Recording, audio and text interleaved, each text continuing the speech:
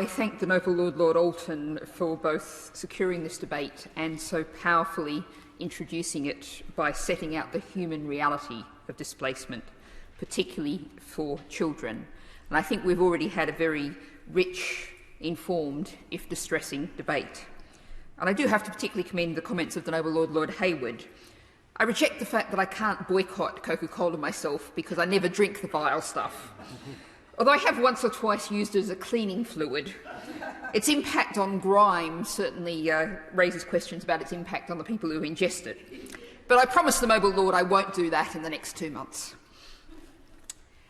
Now, 16 years ago, in 2005, the world's nations collectively signed up to a responsibility to protect. That was to protect the world's people from genocide, war crimes, ethnic cleansing and crimes against humanity. There's 4 pillars in that, or 3 pillars in that. Each individual state should protect its own people, that other states should provide assistance, international assistance and capacity building to ensure other states can protect, and that there should be a timely and decisive collective response when states fail.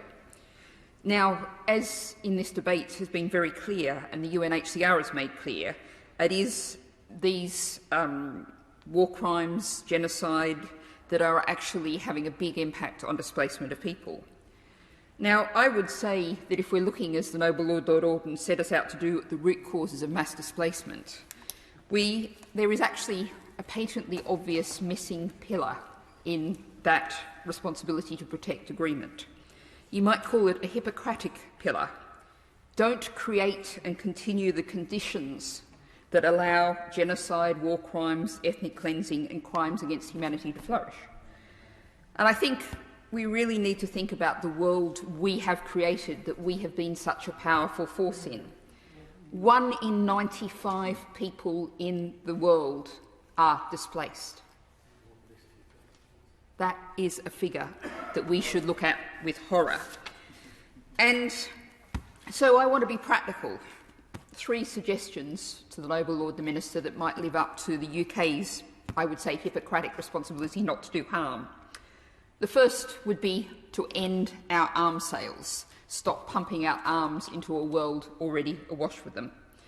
We are the 2nd largest arms exporter in the world. Between 2011 and 2020, the majority of UK defence exports, 60%, went to the Middle East. That is a cause of the great issue we're discussing now. Secondly, we need to stop buying goods from around the world. We've already talked quite a bit about goods from Xinjiang, where people being subject to genocide are also subject to forced labour, producing IT goods, medical supplies that we consume and use. But of course it's much broader than that. Palm oil in Southeast Asia, it's a major driver of deforestation, of environmental destruction and of consequent impact on states and their ability to protect their people.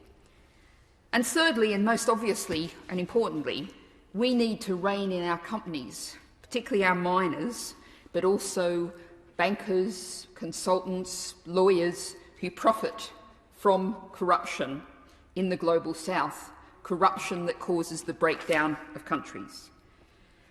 My lords, we are the problem here. We are causing many of these problems. And if you don't want to accept the moral argument for change, well, I put to you the self-interest argument. The wealth we have extracted cannot protect us in this unstable, unequal world where so many people are forced to be on the move.